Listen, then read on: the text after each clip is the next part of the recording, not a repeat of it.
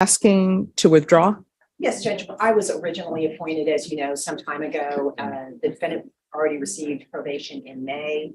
My agreement, my representation had ended at that point. Unfortunately, Mr. Boyd still thinks I am his attorney. So just to be clear to everyone, I've sent him a copy of this motion and I'm asking the court to sign. Okay, we'll go on the record. The court is calling 2023 CR 3281, State of Texas versus Eugene Boyd. Can I have parties announced for the record for the state? Hank Wilkins for the state, Your Honor. For the defense? Melissa Christian. Are you Mr. Boyd? Yes, ma'am. All right, your attorney has filed a motion to withdraw. Are you aware that your attorney wishes to withdraw?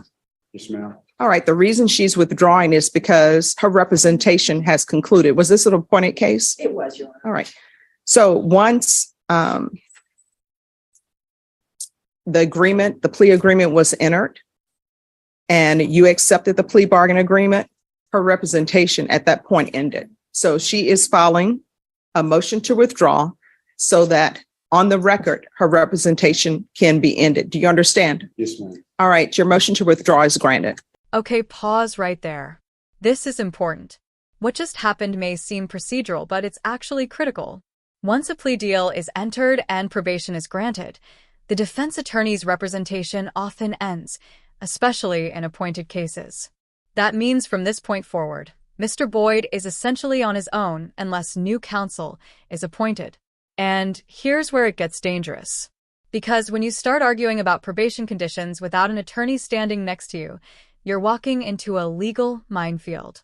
Question for you guys watching, would you ever go back in front of a judge alone to argue probation terms? Because this is about to escalate fast.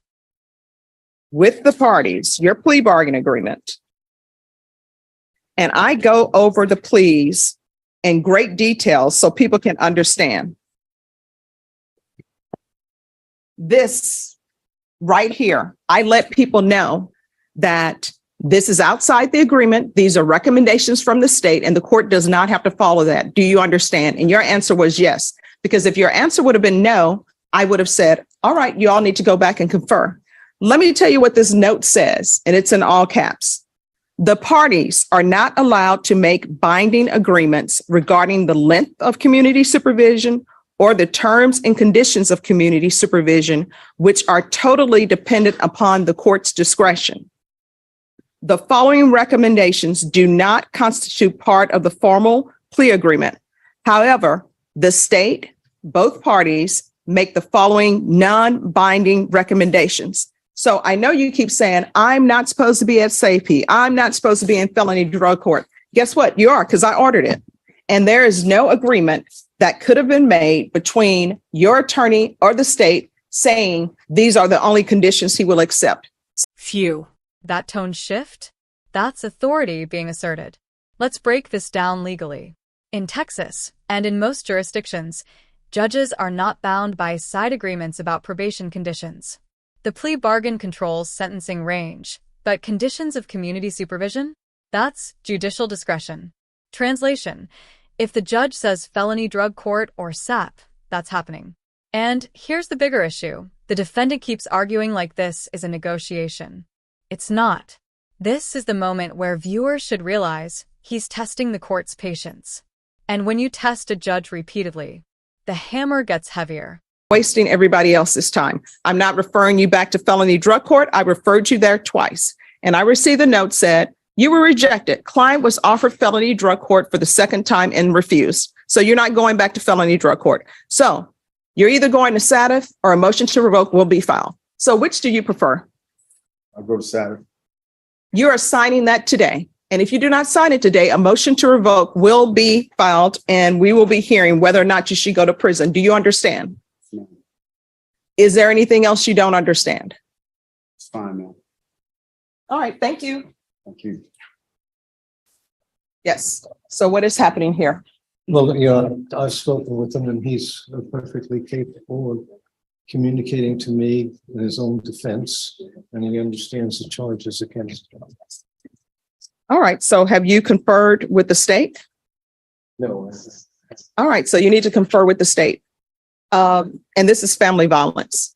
So Brittany, can you make sure that you all confer with him? All right. Just have a this seat. is just on the issue of his confidence he's going to try. All right, but you said you've conferred with him and he understands everything. You just told me he's not incompetent. Yes. All right, so And confer with the state. That's my opinion on that. All right, so confer with the state. If you want to redo this, I'll do that later on. I didn't know. Well, you want to have him by Zoom? I didn't want to violate the. No. You want your client by Zoom? No, I was going to do it without his being here. I figured this was something that you just wanted to speak with him about. All right, well, what we can do is I can speak to him about it, but if you can have your client by Zoom and that won't violate the no contact. Are you able to have him Zoom in? I didn't tell him about this at all. Oh, no. If you can see if he can Zoom in, because if I grant this, I want to give him instructions. Understood. Yes. Understood. So- Yes, if you want to call him and speak to Ms. Ferguson, because she has the Zoom link. And Okay. state, are you going to be an objection? We're not waving our arms and objecting. No. Okay. All right, so just see if you can get him to Zoom in and we'll take it out. Okay, have a seat back there, Mr. Pivotal. I'll be right with you. Sorry about that. Oh, no problem. No problem. I don't get to stay here no more. I can go through this. And are you Mr. Gutierrez? Yes, sir. All right, you entered a plea of deadly conduct with a firearm as a third-degree felony. According to the plea bargain agreement, punishment is to be assessed at a cap of 10 years. The state is remaining silent on your application. And then there are no contact orders. Have both parties had a chance to review the PSI report, state? Yes, sir. Defense? Yes, Any objections to the PSI report, state? No, Your Honor. Defense? no, Your Honor. All right, the state is silent. Defense, do you have any witnesses? Just, if I may, I have a couple of paycheck stubs or 3 paycheck stubs of my clients that I'd like to offer. And I had given the state an opportunity to review them. And then I have some photographs of my client with his daughter, if I may offer those to the court for your consideration. Yes.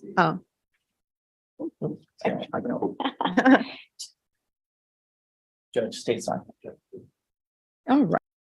I'm looking for the letter from his boss, Judge. I All have right. read- If there's no objection from the state, if you want to make a proffer of what the letter says, I do believe he's employed. Yes, Your Honor. You can look at this as a It matter of just, public it record. speaks to his, promptness as an employee, as a valuable employee, and as to him being consistently employed and being able to continue to be employed should the court grant this application.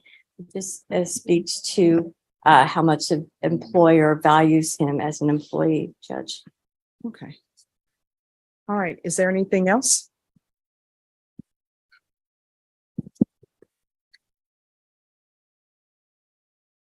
Mr. Gutierrez, on his behalf, Judge, has had a lot of time to reflect during the pendency of this case. He has 3 children, including a daughter whose picture I showed you, his biological daughter. And he has recently reconnected with her and reestablished good communication with her mom and with her. And he feels extremely motivated now between the opportunity he has at work to do well and his relationship with his daughter being very positive. And he wants to be able to continue in that path and show the court that he can do better. I see the PSI recommends intensive outpatient. I think their focus is probably alcohol. And if the court were to deem any other conditions of free, he would absolutely comply with whatever conditions the court would deem appropriate. He has been on GPS for a considerable amount of time while this case was pending. I think maybe since So it's been a year or 2 months. a year and 2 months, he's been on GPS with no violations. And I think that speaks to his motivation to do better and his respect for the court orders and his ability to be a successful probationer. And I hope the court will take into account, that's a significant amount of time He was on full GPS house arrest, and then that converted to partial where he's been able to work, but no violations. And so we're hoping the court will give him an opportunity to show the court that he can be successful on probation. All right, but here's my concern and what I don't understand. How old are you? 37. You're 37. I don't understand going to a bar and people tell you to leave. And your answer to people telling you to leave is, I'm going back to my vehicle and I'm getting a gun and firing the gun. I don't understand that. So I don't know if he wants to be under oath to explain that to the court, but this is what I'm trying to wrap my head around. I don't understand why people's first answer to any situation is, let me go get my gun. And I know people, people seem to have a love affair with weapons. And if you want to have a love affair with the weapon, then you need to treat the weapon with respect, because the weapon can kill if it's in the wrong hands. And I'm just trying to figure out, there's an incident that happens. Somebody calls you out your name. Oh, let me go get my gun. I'll show you who I am. Somebody tells you to leave a bar because, I don't know, maybe you're intoxicated. Maybe there's some altercation. I don't understand why people don't leave. I would say that the offense report and PSI reflect that he says he had had 5 beers and 3 shots. So I would submit to the court that he was not thinking.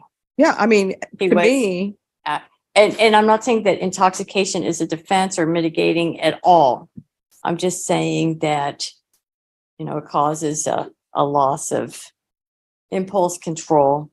And I mean, I understand what you're saying, counsel, but sometimes I think alcohol gives people courage to do what they otherwise wouldn't have done, as opposed to, oh, my inhibitions are released.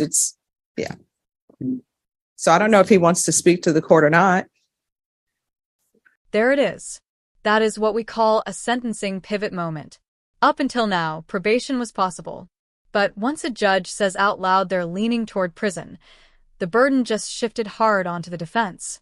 And notice what triggered it. Not just the gun, but the mindset. The judge isn't reacting to the 5 beers and 3 shots. She's reacting to the decision-making pattern. Let me ask you something. If someone leaves a bar, grabs a gun, and fires it, do you see that as bad judgment or dangerous character? Because that's the calculation happening in real time. To a bar, and according to things he's saying, somebody tried to come on to his fiance. That's when you leave. And they told him to leave, and maybe they were very rough and pushing him out of the bar. I will give you that. They were rough. They bruise you up, maybe push you out of the bar. But that's where you leave and go home. Hopefully you were not driving with those tequila shots. And then, or if you don't want to leave and you stay in the parking lot, you call the police, but you don't tell people, well, I'm going to show you who I am. And then you go to your vehicle and get your gun. Did your fiance say anything? Did his fiance say, hey, what are you doing? This is crazy. Let's just go home. Okay. The altercation at the bar wasn't good. I think that there were probably others there who also had weapons. Again, not to say that there's necessarily a defensive or mitigate, but maybe it's a little mitigating. It just turned out to be a very rough circumstance. I'm not making light of the offense because obviously it's serious.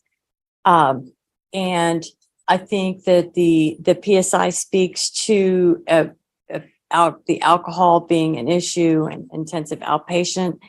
So I think if the court would give him some opportunity to address the alcohol and maybe perhaps anger management issues, maybe that would help to lessen his future risk to the And I community. see that there are other people who had guns, because I see Eric Fields, who's one of the complainants, not the main complainant.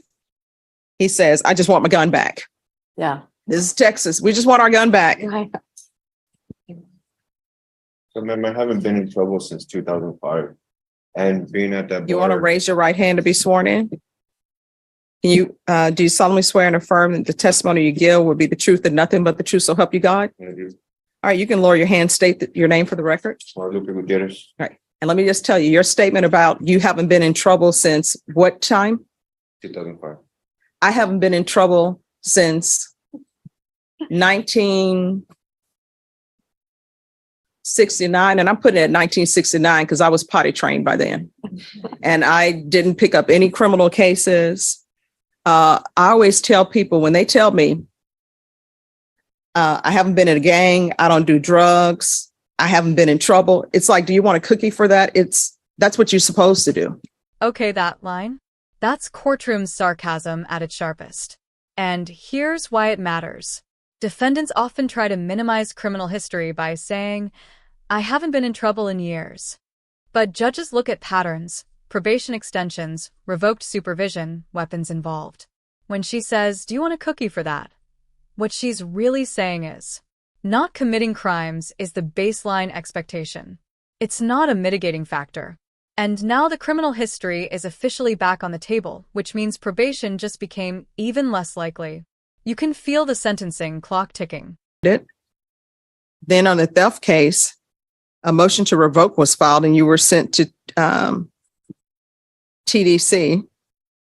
And now you have this that started as an aggravated assault with a deadly weapon, and the state reduced it to a deadly conduct 3rd degree. So speak to me. Why should I give you deferred? I don't understand why I should. Well, man, I'm not a good talker, but. That's You okay. told me not to say how to start it, but No, I go. was trying to prove a point that since 2005, I haven't been in trouble. And all those years I was in the oil field for 15 years and I've never had my daughter. So now that I got my daughter, it's a blessing to me because I always wanted it. So now I have an opportunity to be a father and I don't want to mess that up. I mean, but you have. I understand. I think the reunification, if you will, sort of took place after this offense. Is that correct? Meanwhile, you've been on probation with your daughter. Yeah, it's been good. It's just like I've been on the monitor and I can't blame nobody else but me. But it gets me kind of angry because I can't take my daughter out other than be with her in the living room. Well, I don't know why you angry about that. That's all on you. That's what I just said. If you would not go to a bar drinking to the point of intoxication and you're in your 30s, you're not a teenager who doesn't know better. Yeah.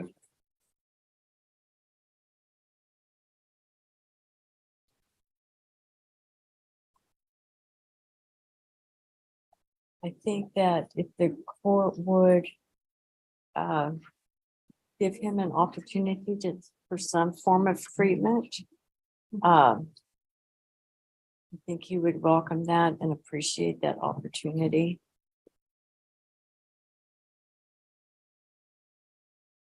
I just don't think he's a good candidate for probation.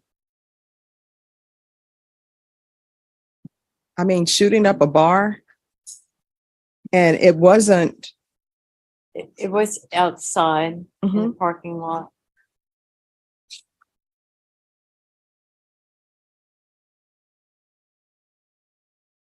I see that one.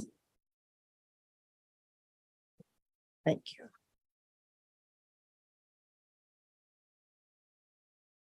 And State, I know you're silent. Yes, Judge. Is our applications for probation, for community supervision and deferred? Yes.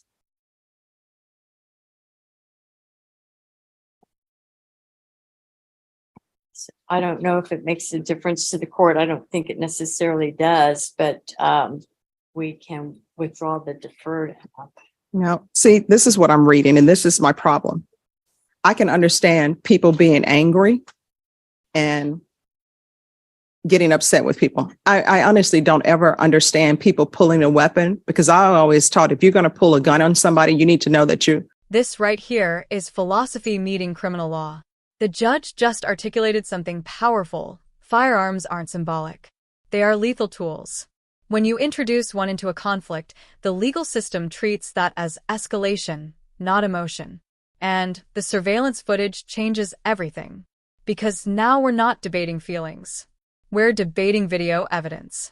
If the camera shows the weapon pointed towards someone even briefly, intent becomes the issue. And once intent enters the chat, prison becomes very real. 4 spent shell casings were found. Guadalupe and Melissa got into the vehicle and he pulls up to the curb. Eric can be seen in the corner near a white car.